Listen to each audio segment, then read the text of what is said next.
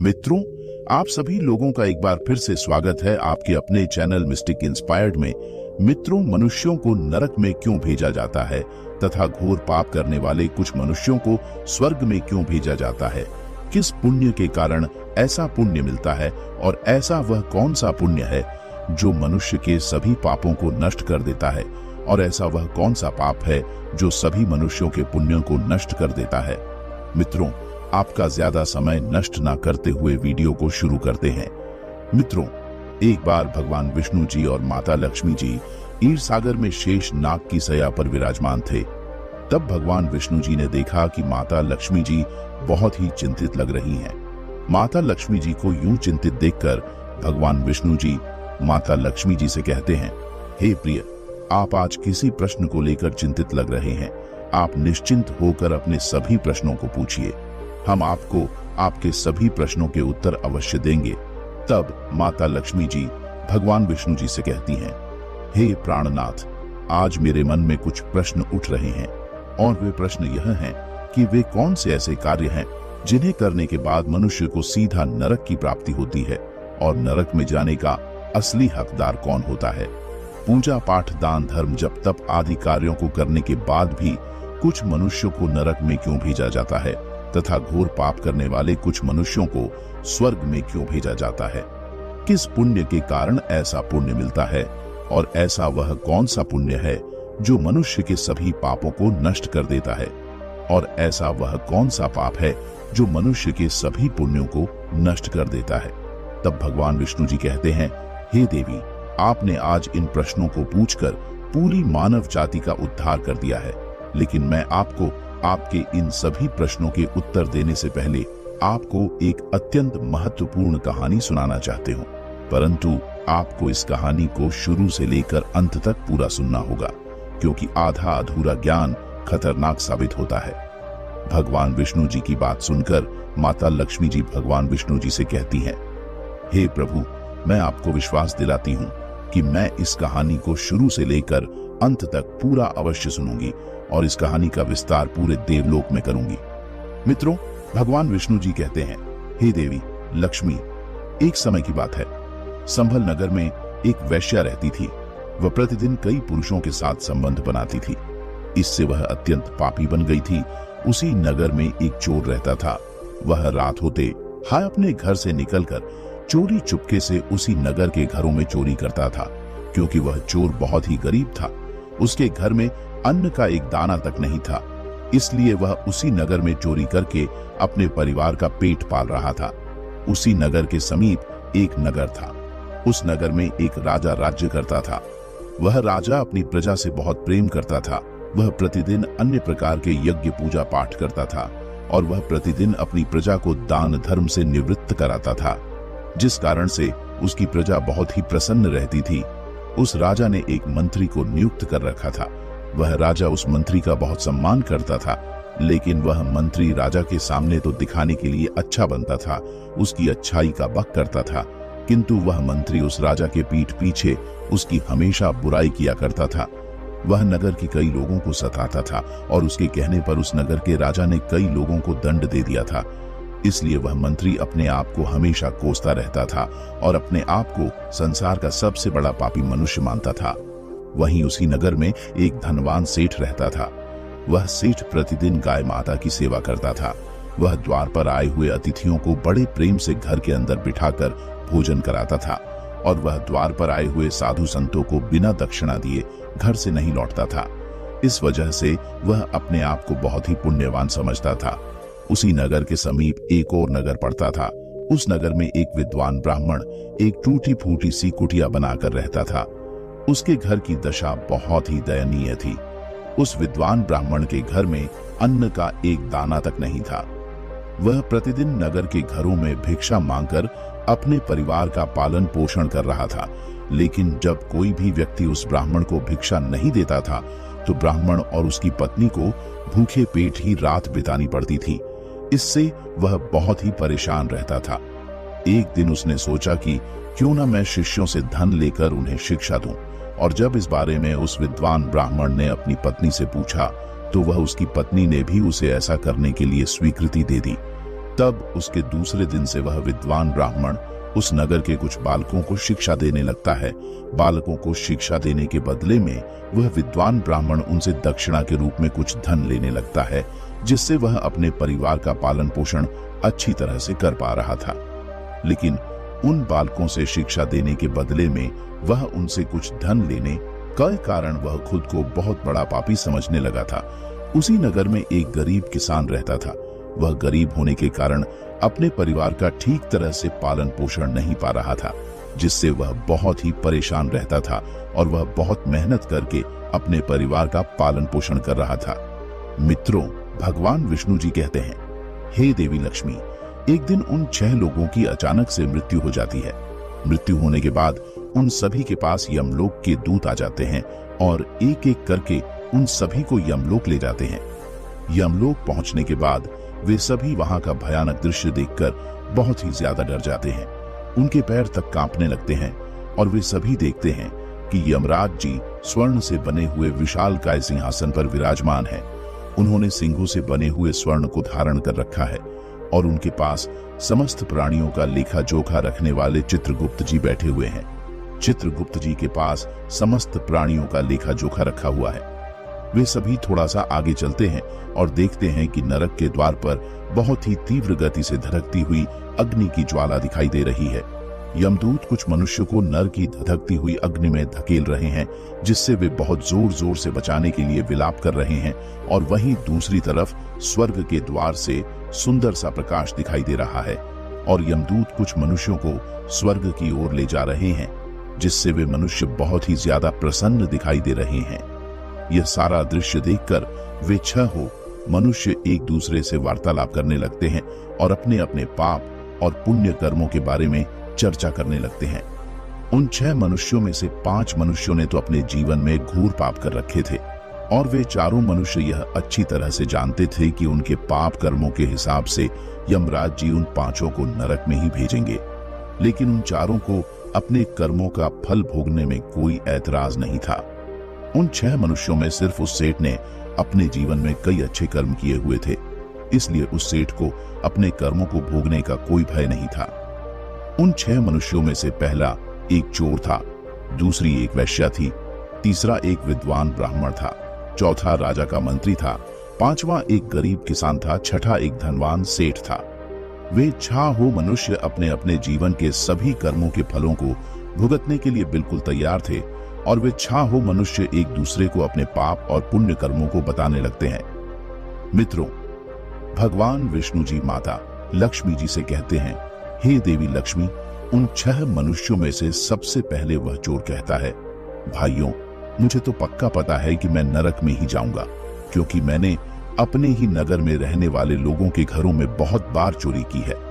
मैंने हमेशा दूसरों का धन लिया है, दूसरों को परेशान किया है, परंतु मैं तुम लोगों को बताता हूं कि मैंने ऐसा कार्य घर की आर्थिक स्थिति को देखते हुए किया था, क्योंकि मैं बहुत ही गरीब परिवार में पैदा हुआ था और इससे परेशान होकर मैंने अपने घर का पेट पालने के लिए घरों में चोरी करना शुरू कर दिया था, क्योंकि मुझे कोई भी काम पर नहीं रखता था।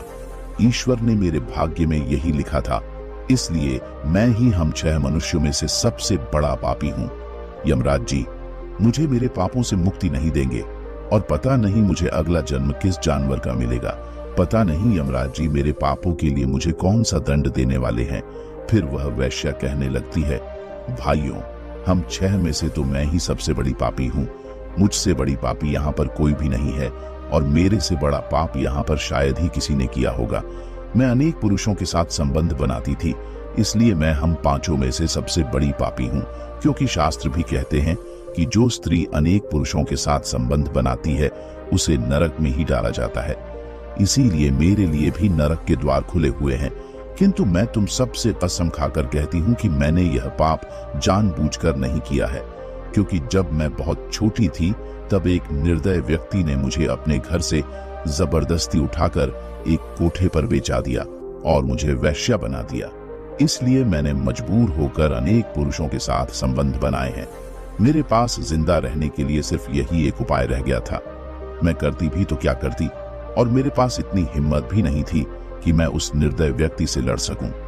वह वैश्या आगे कहती है, मुझे यह भी पता नहीं है कि मुझे किस पाप के कारण इस जल जन्म में वैश्या के रूप का जन्म मिला, और ना जाने यमराज जी आगे मुझे किस पशु के रूप का जन्म मिलने वाला है। मेरे पापों से ऐसा लगता है कि मुझे भी पक्का नरक में डाला जाएगा। मित्रों, भगवान विष्णु जी माता लक्ष्मी जी से आगे कहते हैं, हे देवी लक्ष्मी। उसके बाद वह राजा का मंत्री कहता है, भाइयों, मैं ही हम पांचों में सबसे बड़ा पापी हूं। मैंने बहुत बड़े बड़े पाप हैं। मैं राजा का मंत्री था, इसलिए मैंने कई लोगों पर जोर जबरदस्ती किया करता था, और मेरे कहने पर राजा ने कितने लोगों को दंड दिया है। मैंने पता नहीं कितने लोगों को मौत के घाट उतार दिया है, और मैं कई मासूम लोगों को सताता था। पता नहीं कितने निर्दोष लोग मेरे हाथों मारे गए हैं। इसलिए यमराज जी मुझे कभी भी माफ नहीं करेंगे और मुझे निश्चित ही नरक में डाला जाएगा। लेकिन मैंने यह सभी पाप अपनी मर्जी से नहीं किए हैं। मैंने यह सभी पाप अपने प्राणों को बचाने और अपने परिवार का पालन पोषण करने के लिए किए हैं, क्योंकि राजा जी मुझे जो भी आज्ञा दे देते थे उसका पालन मुझे करना ही पड़ता था। मैं राजा के विरुद्ध तो नहीं जा सकता था, और मुझे यह सभी पाप करते हुए बहुत दुख होता था। लेकिन मैं जानता था कि इन सभी पापों को करने पर मुझे अवश्य ही नरक में डाला जाएगा। परंतु मैंने यह सभी पाप परिवार की जरूरत को देखते हुए किए हैं। परंतु कहते हैं ना कि पाप तो पाप होता है, पाप करने के बाद पश्चाताप करने से कोई भी फायदा नहीं होता है। इसलिए मेरे लिए भी नरक के द्वार खुले हुए हैं। उसके बाद वह विद्वान ब्राह्मण बोलता है कि भाइयों, मैं ही हम पांचों में से सबसे बड़ा पापी हूं, क्योंकि आप लोगों ने जो पाप किए हैं वे पाप तो आप सभी ने जानबूझकर नहीं किए हैं, या किसी ने आपसे जोर जबरदस्ती करके करवाए हैं। लेकिन मैं तो सत्य, असत्य, झूठ, सच सब कुछ जानने वाला एक विद्वान था। किंतु मैंने धन के लालच में आकर धन लेकर शिक्षा देने का पाप किया है, क्योंकि हमारे शास्त्र भी कहते हैं कि जो व्यक्ति सब कुछ बूझकर भी पाप करता है उसे सीधा नरक की प्राप्ति होती है। मैंने अपने ज्ञान का गलत तरीके से उपयोग किया है, क्योंकि मैंने अपने ज्ञान का उपयोग लोगों की सहायता के लिए नहीं बल्कि धन को कमाने के लिए किया है। लेकिन इसमें मेरा कोई दोष नहीं है। मैं बहुत ही गरीब था और अपने जीवन से बहुत ही ज्यादा परेशान रहता था। मैं अपने परिवार का लालन पालन अनेक घरों में भीख मांगकर करता था। इसलिए मैंने अपने घर की गरीबी को दूर करने के लिए कुछ बालकों को शिक्षा देने की चेष्टा की थी, और मैंने बालकों को शिक्षा देने के बदले में उनसे धन लेने का अपराध किया है। कभी किसी भी शिष्य को बिना धन के मुफ्त में ज्ञान नहीं दिया है। इसलिए आप पांचों में से मैं ही सबसे बड़ा पापी हूं। इसलिए मुझे यमराज जी मुझे नरक में ही डालेंगे। फिर उन चारों की बात सुनकर वह गरीब किसान कहने लगता है, नहीं भाइयों, आप सभी में मैं ही सबसे बड़ा पापी हूं, क्योंकि मैंने अपने जीवन में कभी किसी की मदद नहीं की है। मैं अपने ही कार्यों में व्यस्त रहता था, और मैंने कभी द्वार पर आए हुए किसी साधु संत को भोजन तक नहीं करवाया है। लेकिन इसमें मेरा कोई दोष नहीं है। मैंने यह सभी पाप धन के अभाव के कारण से किए हैं, क्योंकि मेरा परिवार ही बहुत कठिनाई से चलता था, तो मैं किसी की मदद कैसे कर सकता था। मैं लोगों की मदद ना कर पाने पर बहुत ज्यादा दुखी होता था। लेकिन मैं बहुत मेहनत करके बाद भी किसी को देने के लिए धन इकट्ठा नहीं कर पाता था। इसलिए अब तो मेरा नरक जाना पक्का है। मित्रों, भगवान विष्णु जी कहते हैं, हे देवी लक्ष्मी। उन पांचों की बातों को सुनकर वह धनवान सेठ जोर जोर से हंसने लगता है, और उन पांचों की तरफ देखते हुए कहने लगता है कि तुम चारों की बातें सुनकर मुझे पूरा विश्वास हो गया है कि तुम लोग बहुत बड़े पापी हो। तुम सभी लोगों ने कई घोर पाप किए हैं। इसीलिए महाराज जी तुम लोगों को दंड अवश्य देंगे, और तुम चारों को नरक में जाने से कोई भी नहीं रोक सकता है। यहाँ पर मैं ही तुम सभी से सबसे अधिक पुण्यवान हूँ। जब मैं जीवित था तब मैं प्रतिदिन ईश्वर की पूजा पाठ किया करता था, और मेरे घर पर आए हुए भिक्षु को मैं बिना दक्षिणा दिए घर नहीं जाने देता था। मैं नित्य गाय की पूजा करता था, और गाय को प्रतिदिन एक रोटी अवश्य खिलाता था। और अब मेरी मृत्यु के बाद मेरे सभी पुत्र मेरी आत्मा की शांति के लिए श्राद्ध तर अर्पण कर रहे हैं। इसलिए मैं तुम चारों में से सबसे अधिक पुण्यवान हूँ। मेरी 3 पत्नियां और 12 पुत्र हैं।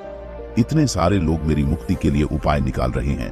और हाँ, मैंने अपने जीवन में कभी कोई पाप नहीं किए हैं, और अगर मैंने भूलकर भी कोई पाप कर भी दिया है तो मेरे पुत्रों के द्वारा श्राद्ध आदि के कार्यों को करने से मेरे सभी पाप नष्ट हो जाएंगे। मैं प्रतिदिन ईश्वर की पूजा करने के लिए मंदिर जाता था और मंदिर के द्वार पर आए हुए अतिथियों को बड़े ही प्रेम भाव से भोजन कराता था। इसीलिए मुझे पूरा यकीन है कि यमराज जी मुझे स्वर्ग में ही डालेंगे, जिससे मुझे निश्चित ही मोक्ष की प्राप्ति हो जाएगी। मित्रों, भगवान विष्णु जी कहते हैं, हे देवी लक्ष्मी। फिर वे 6 मनुष्य धीरे धीरे आगे बढ़ने लगते हैं और वे सभी यमराज जी के सामने पहुंच जाते हैं। तब चित्रगुप्त जी उन 6 मनुष्यों के पाप और पुण्य कर्मों का मूल्यांकन करने लगते हैं। उन सभी में से सबसे पहले वह चोर चित्रगुप्त जी के सामने आ जाता है।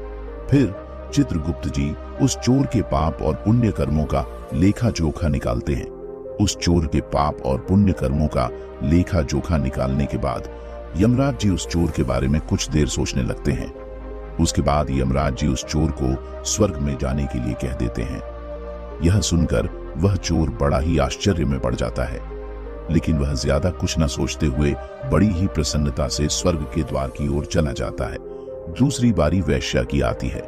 चित्रगुप्त जी उस वैश्या के पाप और पुण्य कर्मों का भी लेखा जोखा निकालने लगते हैं और कुछ देर तक उस वैश्या के बारे में सोचने लगते थे।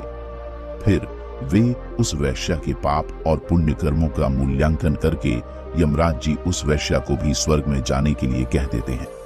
इस विचित्र निर्णय को सुनकर वह वैश्या आश्चर्य में पड़ जाती है। उस वैश्या को यमराज जी के निर्णय पर बिल्कुल विश्वास नहीं हो रहा था, किंतु वह यमराज जी से बिना कुछ बोले ही प्रसन्न होकर स्वर्गलोक में चली जाती है। फिर तीसरी बारी उस राजा के मंत्री की आती है। उस मंत्री के पाप और पुण्य कर्मों का लेखा जोखा देखने के बाद यमराज जी उस राजा के मंत्री को भी स्वर्ग में जाने के लिए कह देते हैं। यमराज जी का यह निर्णय सुनकर वह मंत्री कुछ सोचने लगता है और सन्न होकर स्वर्ग के द्वार की ओर चला जाता है। फिर चौथी बारी उस विद्वान ब्राह्मण की आती है। तब चित्रगुप्त जी उस विद्वान ब्राह्मण के पाप और पुण्य कर्मों का लेखा जोखा निकालते हैं और कुछ देर यमराज जी और चित्रगुप्त जी सोचने लगते हैं। उसके बाद यमराज जी उस ब्राह्मण से स्वर्ग में जाने के लिए कहते हैं। यमराज जी का यह निर्णय सुनकर वह विद्वान ब्राह्मण सोचने लगता है कि मैंने तो अपने जीवन में पाप किए हैं, फिर भी मुझे स्वर्ग में क्यों भेज रहे हैं। लेकिन वह यमराज जी के निर्णय के बारे में ज्यादा न सोचकर स्वर्ग के द्वार की ओर चला जाता है। फिर 5वीं बारी उस गरीब किसान की आती है। तब चित्रगुप्त जी उस गरीब किसान के पाप और पुण्य कर्मों का लेखा जोखा निकालने लगते हैं और उसके पाप और पुण्य कर्मों का मूल्यांकन करने के बाद चित्रगुप्त जी और यमराज जी आपस में कुछ देर बातचीत करने लगते हैं। उसके कुछ ही देर बाद यमराज जी उस गरीब किसान को स्वर्ग में जाने के लिए कहते हैं। इस विचित्र निर्णय को सुनकर वह किसान सोच में पड़ जाता है कि मैंने तो कभी किसी की भी मदद नहीं की है। मैं तो अपने परिवार और अपने पुत्रों का पालन पोषण करते हुए ही जिंदगी बिता दी है और मैंने तो कभी भी किसी भिक्षुक को भीख तक नहीं दी है। लेकिन वह किसान भी यमराज जी के इस निर्णय के बारे में ज्यादा न सोचकर स्वर्ग के द्वार की ओर चला जाता है। मित्रों, भगवान विष्णु जी कहते हैं, हे दे लक्ष्मी, यह सारा दृश्य वह धनवान सेठ गौर से देखा रहा था। उन 5 को स्वर्ग में जाता हुआ देखकर वह धनवान सेठ बहुत दुखी हो जाता है और उन 5 को देखकर बहुत क्रोधित होते हुए अपने मन में सोचने लगता है कि यह कैसा न्याय है। इन सभी ने तो कई घोर पाप किए हैं, फिर भी इन अत्यंत पापियों को स्वर्गलोक भेजा जा रहा है और मैंने जो पुण्य कर्म किए हैं उन कर्मों का क्या होगा? क्या पाप और पुण्य करने वाले मनुष्यों को स्वर्ग में ही डाला जाएगा? तो पुण्य कर्मों को करने से क्या फायदा मिलेगा? इससे तो अच्छा था कि मैं अपने जीवन में पाप ही करता, क्योंकि यहाँ पर तो पाप और पुण्य कर्मों को एक ही जगह पर ही डाला जा रहा है। फिर यम के दूत उस धनवान सेठ को आगे धकेल हुए कहते हैं कि अरे पापी मनुष्य, तू आगे चल, तुझे नरक में डाला जाएगा। यमराज जी तुझे क्षमा नहीं करेंगे। उन दूतों की बात सुनकर वह सेठ बहुत डर जाता है और डरते हुए उन दूतों से कहने लगता है कि हे यम दूतों, मैंने कभी भी कोई पाप नहीं किए हैं। मैंने अपने जीवन में बहुत पुण्य कर्म किए हैं, इसीलिए मैं तो स्वर्ग जाऊंगा, देख लेना। यमराज जी मुझे स्वर्ग लोक में ही भेजेंगे। इतना कहकर वह धनवान सेठ यमराज जी के सामने जाकर खड़ा हो जाता है। फिर चित्रगुप्त जी उसके पाप और पुण्य कर्मों का लेखा जोखा निकालते हैं और उस सेठ के पाप और पुण्य कर्मों का मूल्यांकन करने लगते हैं। तो वे देखते हैं कि उस सेठ के पाप कर्म कुछ ज्यादा ही हैं। फिर यमराज जी उस धनवान सेठ को देखते ही बहुत क्रोधित हो जाते हैं और उस सेठ से कहते हैं कि अरे दुष्ट व्यक्ति, तूने तो बहुत बड़ा अपराध किया है, तू तो नरक में जाने के ही योग्य है। इतना सुनकर वह धनवान सेठ बहुत डर जाता है और उसके पैर बहुत जोर जोर से कांपने लगते हैं और कांपते हुए यमराज जी से कहने लगता है कि हे यमराज जी, आप यह मेरे साथ अन्याय कर रहे हैं। मैंने तो अपने जीवन में कई पुण्य किए हैं, कभी भी पाप कर्म नहीं किए हैं, लेकिन आप मुझे नरक में क्यों डाल रहे हैं? और मुझसे पहले जो 5 लोग आए थे वे तो घोर पापी थे और उन्होंने कई अपराध किए हुए थे, किंतु फिर भी आपने उन्हें स्वर्ग में डाल दिया है। लेकिन आप मेरे साथ ऐसा अन्याय क्यों कर रहे हैं? आप अगर ऐसा अन्याय करेंगे तो कौन सा मनुष्य पृथ्वी लोक पर पुण्य करेगा? मित्रों, भगवान विष्णु जी कहते हैं कि हे देवी लक्ष्मी, उस धनवान सेठ की बात सुनकर यमराज जी कहते हैं, अरे पापी मनुष्य, तूने जो पाप किया है वह उन 5 मनुष्यों के पापों के सामने कुछ भी नहीं है। तेरे एक पाप के कारण तेरे सभी पुण्य कर्म नष्ट हो गए हैं। अगर तूने यह पाप नहीं किया होता तो तू स्वर्ग अवश्य जा सकता था, लेकिन तूने यह पाप जानबूझकर किया है, इसीलिए अब तुझे नरक लोक जाने से कोई नहीं रोक सकता है। अब तुझे नरक में अवश्य जाना पड़ेगा। वह चोर तो मजबूरी में चोरी किया करता था, लेकिन वह चोर चोरी अपने लिए नहीं करता था, बल्कि वह चोरी करके दूसरों की भूख मिटाता था। और उसने कभी भी किसी निर्दोष और निर्धन व्यक्ति के घर में चोरी नहीं की थी। उस चोर के पुण्य कर्म पाप कर्म से अधिक थे, इसलिए वह स्वर्ग में गया है। दूसरी वैश्या जो थी वह अपने मन से वैश्या नहीं बनी थी। उसे तो एक निर्दय व्यक्ति ने जबरदस्ती घर से उठाकर वैश्या बना दिया था और वह वैश्या सिर्फ अपने शरीर को ही दुख देती थी, लेकिन उसने अपने जीवन में बाकी के सभी पुण्य कर्म ही किए हैं। वह प्रतिदिन पशु पक्षियों को भोजन और जल का प्रबंध करती थी, क्योंकि उसके भी पुण्य कर्म पाप कर्म से बड़े थे, इसलिए वह भी स्वर्ग गई है। तीसरा, वह राजा का मंत्री था जो अपने राजा के आदेशों का पालन किया करता था और उसने भी बहुत सारे पुण्य कर्म किए थे। उसने कई जरूरतमंद लोगों की भी मदद की थी, इसलिए वह भी स्वर्ग में ही गया है। और चौथा, वह विद्वान ब्राह्मण था जिसने अपने ज्ञान का गलत तरीके से उपयोग किया था, लेकिन वह प्रतिदिन गाय को एक रोटी अवश्य खिलाता था और उसकी सेवा करता था, इसलिए उस विद्वान ब्राह्मण के भी पुण्य कर्म पाप कर्मों से अधिक थे, इसलिए वह भी स्वर्ग में ही गया है। पांचवा, एक गरीब किसान था। वह प्रतिदिन अपने परिवार के पालन पोषण के लिए बहुत मेहनत करता था और वह मेहनत अपने लिए ना करके अपने परिवार के लिए करता था, इसलिए उसके पुण्य कर्म पाप कर्मों से कम थे और वह भी ऐस में ही गया है। मित्रों, भगवान विष्णु जी कहते हैं, हे देवी लक्ष्मी, यमराज जी की इतनी बात सुनकर वह धनवान सेठ यमराज जी से कहता है कि हे यमराज, इन 5 ने जो पुण्य किए हैं वे पुण्य तो मैंने भी किए हैं, बल्कि उनसे ज्यादा कई बार किए हैं। फिर मैंने ऐसा कौन सा पाप कर दिया है जिसके कारण आप मुझे नरक भेज रहे हैं? उस धनवान सेठ की बात सुनकर यमराज जी उस धनवान सेठ से कहते हैं कि हे दुष्ट व्यक्ति, याद कर, तूने उस निर्दोष विधवा स्त्री पर अनेक पुरुषों के साथ संबंध बनाने का आरोप लगाया था और तूने उस स्त्री को व्यभिचारिणी और वैश्या कहकर उसे चरित्रहीन बताया था, और राजा ने तेरी बातों को सत्य समझकर उस निर्दोष विधवा स्त्री को मृत्यु दंड दे दिया था। यमराज जी उस धनवान सेठ से आगे कहते हैं, हे पापी मनुष्य, ब्रह्म हत्या, चोरी, मदिरापान आदि प्रकार के घोर पापों से भी मनुष्य प्रायश्चित करके मुक्त हो सकता है, लेकिन दूसरों पर गलत आरोप लगाने वालों को कोई प्रायश्चित नहीं मिलता है। और जो भी मनुष्य दूसरों पर गलत आरोप लगाता है, जो भी मनुष्य जानबूझकर दूसरों पर दोष डालता है, तो वह सबसे बड़ा पापी मनुष्य होता है, जिससे उस मनुष्य के द्वारा किए गए सभी पुण्य कर्म नष्ट हो जाते हैं।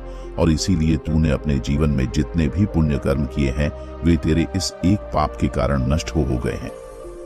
इतना कहकर यमराज जी अपने दूतों से उस सेठ को नरक में डालने के लिए कहते हैं और वे दूत उस सेठ को घसीटते नरक में डाल देते हैं। वह सेठ बहुत जोर जोर से बचाने के लिए विलाप करने लगता है, लेकिन उसे कोई भी दूत बचाने के लिए नहीं आता है। मित्रों, भगवान विष्णु जी कहते हैं, हे देवी लक्ष्मी, इस प्रकार से वे 5 पाप कर्म करके भी स्वर्ग में जाते हैं, लेकिन उस धनवान सेठ ने घोर अपराध किया था। उसने एक निर्दोष विधवा स्त्री पर गलत आरोप लगकर उसे चरित्रहीन बताया था। एक स्त्री सदैव ही पूजनीय होती है और जो भी मनुष्य स्त्री पर गलत आरोप लगाता है उसे घोर पाप लगता है। मित्रों, भगवान विष्णु जी कहते हैं, हे देवी लक्ष्मी, अब तो आपको आपके सभी प्रश्नों के उत्तर मिल ही गए होंगे। तब माता लक्ष्मी जी भगवान विष्णु जी से कहती हैं, हे प्रभु, आज आपने मुझे बहुत ही महत्वपूर्ण ज्ञान दिया है। मैं आपको विश्वास दिलाती हूँ कि मैं इस ज्ञान का विस्तार पूरे देवलोक में करूंगी। मित्रों, कभी भी किसी स्त्री को दुर्बल समझकर उसकी दुर्बलता का फायदा नहीं उठाना चाहिए और पराई स्त्रियों को सदैव माता और बहन समझकर उनका सम्मान करना चाहिए। मित्रों, हमारे शास्त्र भी कहते हैं कि जो भी व्यक्ति पराई स्त्रियों को गलत नजर से देखता है तो उसे महापाप लगता है और जो भी मनुष्य विधवा स्त्रियों को परेशान करता है वो सीधे नरक में ही डाला जाता है। मित्रों, मनुष्यों को हमेशा सत्य बोलना चाहिए, कभी भी सत्य के मार्ग से विचलित नहीं होना चाहिए। और कहते हैं कि असत्य का साथ देने वाले मनुष्य के सभी पुण्य कर्म नष्ट हो जाते हैं और जो भी मनुष्य किसी भी व्यक्ति पर गलत आरोप लगाता है तो यमराज जी उसे कभी भी क्षमा नहीं करते। मित्रों, अगर आपको यह कहानी पसंद आई हो तो वीडियो को एक लाइक अवश्य करें और अगर आप सभी लोगों ने अभी तक हमारे चैनल को सब्सक्राइब नहीं किया है तो ऐसी ही ज्ञानवर्धक कहानियों के लिए आप सभी लोग हमारे चैनल को भी सब्सक्राइब करें। साथ ही साथ कमेंट बॉक्स में राधे राधे लिखना ना भूलें और सभी वीडियो की नोटिफिकेशन के लिए नोटिफिकेशन बेल को भी दबाएं, जिससे आपको सभी वीडियो की नोटिफिकेशन सबसे पहले मिल सके। मित्रों, वीडियो को अंत तक देखने के लिए आप सभी लोगों का दिल से धन्यवाद।